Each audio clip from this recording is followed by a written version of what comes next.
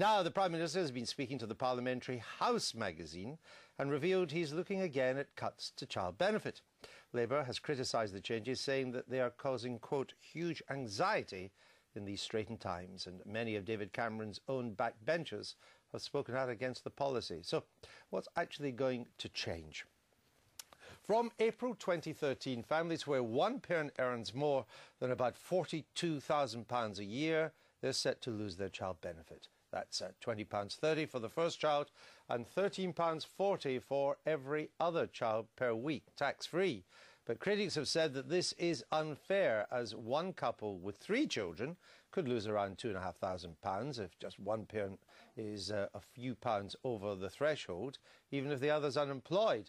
Whereas another couple, where both parents each earn just under that £42,000, and they enjoy a total household income of, say, more than £80,000, well, they'll get to keep their benefit. So when asked about the unfairness of this, David Cameron said, there's a threshold, a cliff edge issue. We always said we'd look at the steepness of the curve. We always said we'd look at the way it's implemented, and that remains the case. But he said he did not want to, quote, impinge on the Chancellor's budget. That's coming on March the 21st. And the Chancellor has recently defended the cut, saying he would save up to £1 billion a year, more later on, and that it was, quote, tough but necessary. When we spoke to some of the Prime Minister's own MPs, though, way back in November, many urged him to look at it again. A couple come and see me who are very cross because they're a single income household and they won't get child benefit anymore, but their income is literally just over the threshold, whereas their next door neighbours, 2 incomes just under the higher tax rate threshold, and they'll still get it. And the feeling that I'm hearing from some of my constituents is that it's just not being very fairly applied. I have great concerns, and we really do need to see the detail on this, that we don't dissuade people from taking that pay rise, from doing that extra hours work, which suddenly puts them into the higher rate tax band and means that they lose all their child benefit. That really wouldn't be a good result. Well, that's from the government's own backbenches. This morning, the Chancellor sought to clarify matters raised by the Prime Minister's interview and said that higher rate taxpayers would still lose their benefit. We're very clear that it is fair that those who are better off in our society make a contribution to the saving and money we need to make to pay down the debt. So we will be removing child benefit from higher rate taxpayers. We haven't set out how we're going to implement that, and we're going to do that in the next few months. But the principle that it's not fair to ask someone who's earning, say, £20,000 or £25,000 to pay for someone who's on £80,000 or £100,000 to get child benefit is one I think that's very important. That was the Chancellor after the Prime Minister had spoken. I'm still not exactly clear what the policy is. Let's see if James Brown of the Institute for Fiscal Studies can enlighten us. James, welcome to the Daily Politics. Let's just establish first this cut in child benefit for higher earners. How much will it save year by year if it goes ahead? So the government estimates that this measure will save about £2.4 billion a year.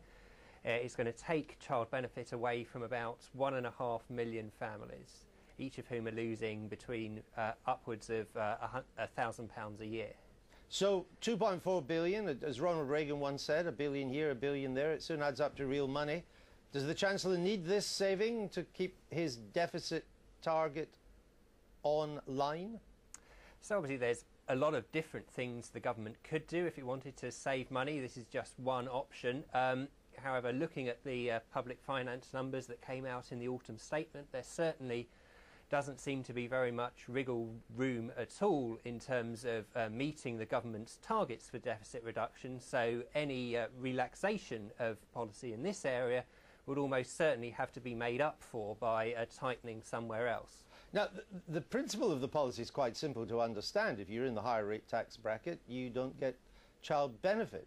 Whether you like that or not, it's another matter, but it's an easy thing to understand. So when the Chancellor's talking about there, oh, we've yet to look at the way we're going to implement it, what scope does he have? Well, the way the Chancellor's talked about doing it at the moment is that as soon as your income goes above the higher rate threshold, which is about £42,000 a year, on an individual level, your family will completely lose your child benefits. Now, they could try and introduce a more gradual way of taking away child benefit from these higher earners. To raise the same amount of money, that means you'd probably have to start taking it away from somewhat below the higher rate threshold. Alternatively, if you think this way of means testing based on individual income of parents is unfair, because if you think that a two-earner couple where they're both just below the higher rate threshold and so wouldn't be affected by this policy, you think they're better off than somebody in a single-earner couple where they're just above.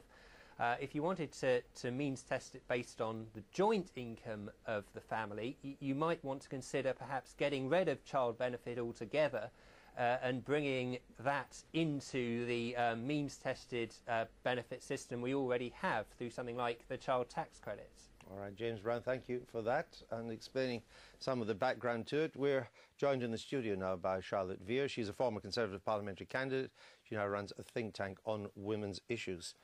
And I think it was at a party conference, I remember interviewing various Conservatives about it. When Mr Osborne announced this, we all pointed out to him the unfairness of the single earner family just being over the £42,000 threshold, but having a total income of only 42, but two working parents earning a combined 80,000 and still getting the child benefit. And we still seem to be where we were when we did all these interviews. I completely agree. I mean, this is 15 months later and people are still pointing out these same issues.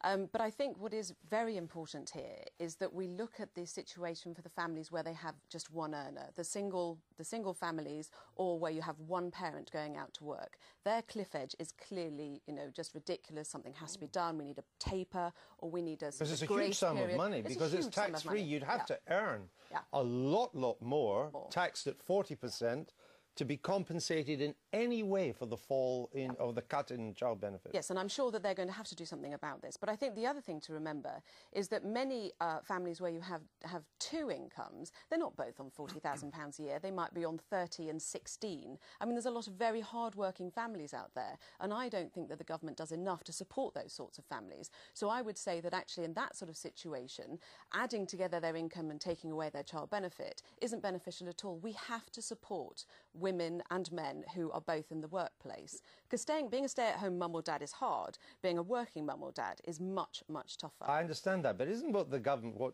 James Brown was talking about, and the Chancellor maybe even implying, isn't this typical of the mess that governments end up getting into? You come out with a policy which may be seen as fair or unfair, but is simple to understand. You're in the high tax bracket, you don't get child benefit. Now they're talking about all sorts of tapering, relief, do it this way, do it that. It adds another 50 pages to the tax code. Absolutely. And becomes a complete complicated mess. And you end up with something Mrs Thatcher used to hate, is you have a huge bureaucracy giving you money with one hand and a huge bureaucracy taking it away with the other. Yeah, that's exactly where we could head if we make it too complicated. Shouldn't they just junk it? No, not at all. No, I think it's a very good way to start looking at the different child benefits we have. I remember child benefit was introduced as a breeding bonus after the war. I mean, it is a very outdated benefit. We need to structure it. I understand that, but I don't see any government at some stage it BALLS to do that. Do you? I hope at some stage that it is integrated into the broader benefit system. What do you? I mean, I've got a sense of déjà vu here, since I did all these arguments 2 years ago, or whenever it was he announced it. I think what's changed, perhaps, is the government didn't quite anticipate how hard people were going to find the squeeze on their living standards. And I think the government is looking at it and saying, OK, it's one thing in isolation, but when people are already feeling that, food's more expensive, petrol's more expensive, energy bills are more expensive, their wages aren't going up, they look at this and think, one more thing. There's a lot of families... This is Ed Miliband, squeeze middle. Squeeze middle, and they are, maybe if you're on 42k a year, you're not what some people would call the middle. But, this is still often families who don't feel that they're managing and who feel that they're being attacked on all sides by government. But yes, this was all... These 42 is not a lot of money, is it, Trevor Kavanagh? No, absolutely not. I think even a considerable amount more than that isn't a huge sum in the metropolitan area. But the problem is that any form of subsidy, whether it's welfare or anything else, is very easy to introduce at the beginning. It's a walk in the park. any attempt to remodel it or reduce it afterwards is always going to produce an anomaly and house a protest from those people who are the victims of that anomaly. And women in particular who get the child benefit aren't going to be happy with this. And a recent study in the House of Commons Library found that of the 2.3 billion to be raised through tax credit cuts and caps on public sector pay, 73% of that, almost 1.7 billion, come from women. Is this one of the reasons why the Prime Minister is not too popular? Well, I think, you know, the thing that we have to understand is women get more from the government in the first place, so necessarily the cuts are going to fall heavier upon women. But the interesting thing about much of the research that's been done is it assumes that all child benefits go to the mother. Now, that is not necessarily true, but also it's not actually up to the state to decide who should be getting those benefits. We have to look at them in the round amongst the whole of a family's income. So, you know, there are several things that the government can be doing to mitigate this, but we have to understand this is an attack on women. It is just the way things have to be. Just briefly, what do you think the government should do about the child benefit for higher earners? Well, I think it has to be implemented. I think there needs to be a 2 or 3 year grace period. There needs to be a 4 year, quarter of a year relief. But then he doesn't get the savings. Well, that's going to have to be found from elsewhere. At the moment, it's unfeasible. You cannot possibly have a single earner family approaching £42,000 a year and then falling off a cliff and losing all that money. You see, on the politics of this, if I heard that, and I realise I'm not going to get the savings, but I'm still going to be very unpopular for doing this among potentially a core Tory vote, I would begin to wonder if I was the Prime Minister, not the Chancellor, but the Prime Minister, if it's worth the candle. Well, the more complicated it gets, the less money you're going to raise, because you lose a bit because you've had to give it a bit back. And also, once it becomes complicated to raise, it becomes expensive to raise. It's not a simple thing for HMRC to do. But I think it was an important, you know, it was important to the whole we're all in this together message, that there were some things that fell on higher rate taxpayers. And, you know, lower paid women who've lost some of their childcare subsidy this year might well say, well, why did no one care about that? Why do people only care about stay-at-home mothers in quite well-off families? But the threshold for the 40% is coming down. Yeah. I mean, the 40% now covers several million people for whom it was not intended. A lot, you know, you run an English department in a moderate-sized comprehensive school. You're now in the 40% bracket. Yeah, and so they're already being squeezed. They are in it together. I think possibly people who are earning $20,000 a year and struggling to get by might well have limited sympathy for people who are earning. I wonder if the Chancellor's been caught by the failure of his economic policy to deliver in time. He kicked this into touch when he announced it to 2013.